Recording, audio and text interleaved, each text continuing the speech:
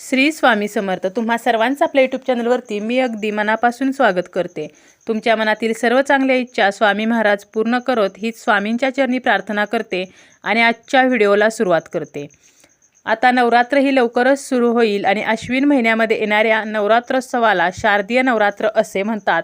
आणि दरवर्षी आपण या नवरात्रीमध्ये 9 दिवस दुर्गा मातेच्या 9 वेगवेगळ्या रूपांची पूजा ही करत असतो. तसेच या नवरात्रीमध्ये अजून बऱ्याच गोष्टी केल्या जातात. अखंड दिवा लावला जातो, कुलदेवीची ओटी भरली जाते. या 9 दिवसांमध्ये दुर्गा देवी पृथ्वीवरती येते आणि पृथ्वीला तिचे माहेर म्हटले जाते. देवीच्या आगमनासाठी आपण बऱ्याच गोष्टी करत असतो, एक वेगळाच उत्साह असतो. आणि अश्विन शुद्ध प्रतिपदा ते अश्विन शुद्ध नवमीपर्यंत देवीची भक्ती आणि उपासना ही केली जाते. या काळात आपल्यावरती देवी ही प्रसन्न होते आणि आपल्याला त्याचे फळसुद्धा देत असते. तिचा आशीर्वाद हा आपल्या घरावरती राहत असतो आणि यासाठीच आपण घट बसवत असतो. परंतु काही घरामध्ये घट बसवत नाहीत.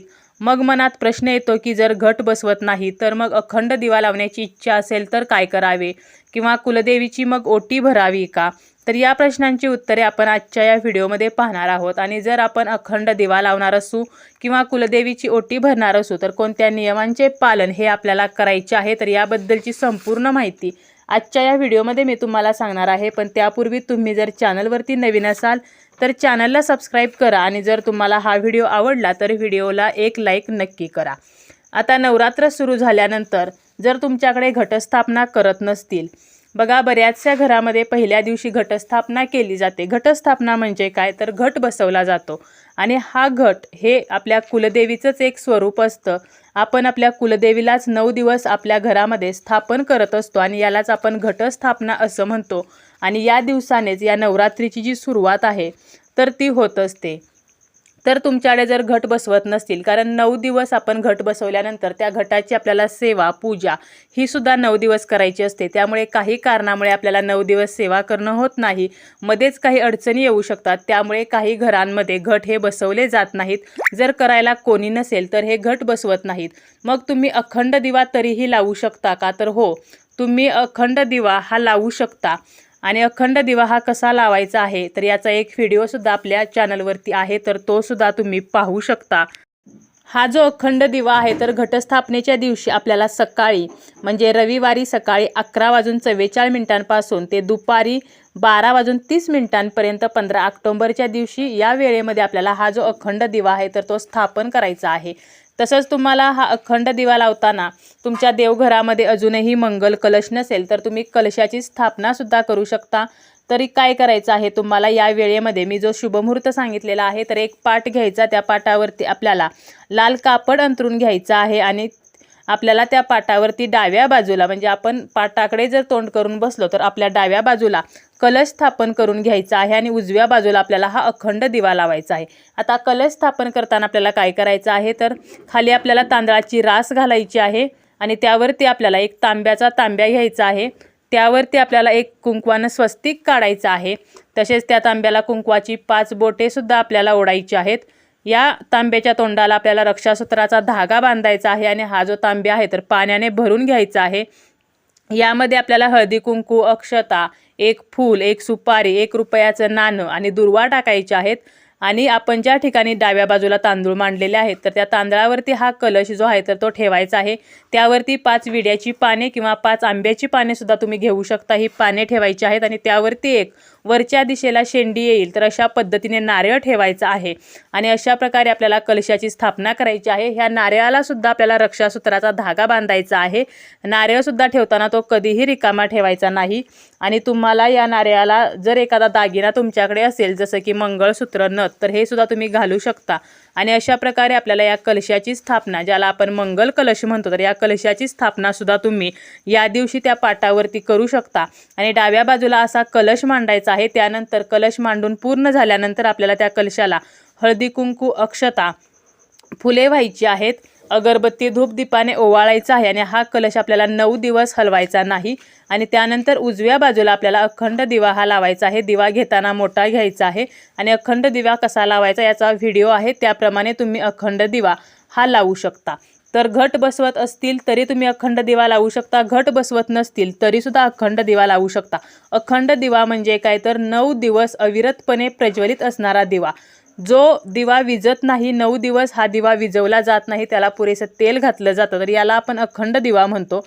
आणि नवरात्री संपल्यानंतर ह्या दिव्यातील जेव्हा तेल संपतं तर त्यावेळेला हा दिवा आपोआप शांत झाला पाहिजे, आपण स्वतः तो विझवायचा नाही, तर ही सुद्धा काळजी घ्यायची आहे। दिवा उचलायचा नाही, एकदा दिवा ठेवल्यानंतर आणि प्रज्वलित केल्यानंतर पुन्हा दिव्याला स्पर्श करायचा नाही। तर हा सर्वात महत्त्वाचा नियम आहे की आपल्याला एकदा दिवा प्रज्वलित केल्यानंतर दिवा हलवायचा नाही, नवे दिव्याला स्पर्शसुद्धा करायचा नाही, कारण यामध्ये जो अग्नी प्रज्वलित असतो तर त्याभोवती एक सकारात्मकतेचं वलय निर्माण झालेलं असतं। आपण त्या दिव्याला स्पर्श केला, दिव्याला हलवलं तर ते वलय जे आहे तर ते भंग पावतं, त्यामुळे आपल्याला या अखंड दिव्याला चुकूनही स्पर्श करायचा नाही, हा नियम पाळायचा आहे। तसेच आपण दिव्यामध्ये जेव्हा तेल घालणार आहोत, जेव्हा तेल संपत येतं तर त्यावेळेलाच आपल्याला तेल घालायचं आहे, तर ही सुद्धा काळजी घ्यायची आहे।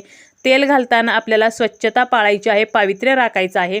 तुम्ही जर बाहेरून घरात आला तर लगेच तुम्ही तेल घालायचं नाही, तर अगोदर तुम्ही हातपाय स्वच्छ धुवायचे आहेत आणि स्वच्छता पाळूनच या दिव्यामध्ये आपल्याला तेल हे घालायचं आहे। तेलाची जी बॉटल आहे किंवा डबा आहे तर तो सेपरेट आपल्याला आपल्या देवघराजवळच ठेवायचा आहे। याला खरकटे हात लावू नयेत किंवा कसलेही अस्वच्छ हातसुद्धा लावू नयेत।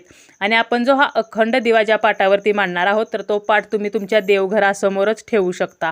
तसेच तुम्ही हा अखंड दिवा तुमच्या घरामध्ये कुलदेवीची जर मूर्ती असेल किंवा टाक असेल, फोटो असेल तर त्याच्यासमोर जर तुम्हाला लावायचं असेल तर त्याच्यासमोर सुद्धा लावू शकता किंवा देवघरासमोर सेपरेट पाटावरती सुद्धा लावू शकता। दिव्याजवळ कोणत्याही प्रकारचं कापड येणार नाही, पडदा येणार नाही, तर याची सुद्धा आपल्याला काळजीही घ्यायची आहे। आपण हा अखंड दिवा लावल्यानंतर कोणीतरी एक व्यक्ती ही घरात असायलाच हवी, कारण ज्यामुळे तेल संपत आलं की ती व्यक्ती तेल घालू शकेल किंवा कोणताही धोका हा दिव्यामुळे निर्माण होणार नाही, त्यामुळे आपल्याला त्या दिव्याजवळ कापड पडदा येणार नाही, तर याची सुद्धा काळजी घ्यायची आहे। तसेच रोज तुम्हाला या दिव्याला सकाळ संध्याकाळ हळदी कुंकू अक्षता आणि फूल अर्पण करायचं आहे, धूपदीपाने ओवाळायचं आहे। तसेच तुम्हाला गोडाचा नैवेद्य सुद्धा दाखवायचा आहे आणि देवीची आरती करायची आहे। 9 दिवस तुम्ही 9 नैवेद्य दाखवू शकता, जसं की साखरेचा नैवेद्य असेल, फळांचा, परत तुम्ही मधाचा नैवेद्य दाखवू शकता, तुपाचा नैवेद्य दाखवू शकता। तर असे 9 दिवसाचे 9 नैवेद्य आहेत, त्याचा व्हिडिओ आपल्या चॅनलवरती आहे, तर नैवेद्य 9 दिवसाचे कोणते तर हे सुद्धा तुम्ही पाहू शकता। आणि त्याप्रमाणे 9 दिवस आपण या दिव्याला तसेच आपल्या घरातील देवांना, कुलदेवीला हे 9 नैवेद्य दाखवू शकतो। आता प्रश्न राहिला ते म्हणजे कुलदेवीची ओटी आपण भरू शकतो का? जर घट बसवत नसू तर नक्कीच तुम्ही कुलदेवीची ओटी ही नवरात्रीमध्ये भरावी। आपण वर्षातून एकदा कुलदेवीची ओटी ही भरायलाच हवी आणि नवरात्र हा अतिशय शुभ काळ मानला जातो आपण कुलदेवीची ओटी भरण्यासाठी, त्यामुळे तुम्ही कुलदेवीची ओटी या नवरात्रीमध्ये भरू शकता। तुम्ही घट बसवा अथवा बसवले नाहीत तरी चालेल, परंतु तुम्ही कुलदेवीची ओटी ही नक्की भरावी। आपल्या घराचं, आपल्या कुळाचं चांगलं व्हावं तर यासाठी कुलदेवीचा आशीर्वाद हा अत्यंत महत्त्वाचा असतो आणि त्यासाठी हा कुलाचार म्हणून सुद्धा तुम्ही कुलदेवीची ओटी ही भरू शकता। ही ओटी आपण भरतो तर आपण मूळ स्थानावरती जाऊनच ही ओटी भरावी, परंतु जर मूळ स्थानावरती जाणे शक्य नसेल, देवी जी तुमची आहे तर ती खूप दूर असेल तुमच्यापासून आणि तुम्हाला मूळ स्थानी जाऊन ही ओटी भरणे शक्य नसेल, तर तुम्ही तुमच्या देवघरामध्ये सुद्धा ही ओटी भरू शकता किंवा दुर्गा माता ज्या ठिकाणी बसलेल्या आहेत तर त्या ठिकाणी दुर्गा मातेची सुद्धा ओटी भरू शकता।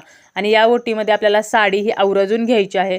जर तुमची परिस्थिती नसेलच की तुम्ही साडी घेऊ शकत नाही असं असेल तर मात्र तुम्ही खणा नारळाने सुद्धा ओटी भरू शकता, परंतु तुम्ही प्रयत्न करा की या ओटीमध्ये तुम्ही साडी ही घ्यालच। आता ही ओटी कशी भरायची तर याचा सुद्धा सविस्तरपणे एक व्हिडिओ आपल्या चॅनलवरती येणार आहे, त्याप्रमाणे तुम्ही ही ओटी भरू शकता।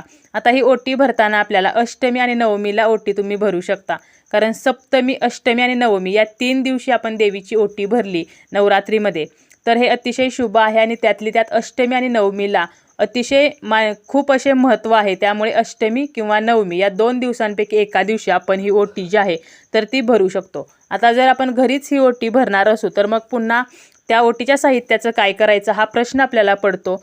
तर त्या ओटीमध्ये जी साडी आहे तर ती तुम्ही स्वतः वापरायची आहे, तसेच ब्लाऊज पीस आहे तोही तुम्ही वापरू शकता। जे साहित्य आहे तर तेही घरामध्ये वापरा।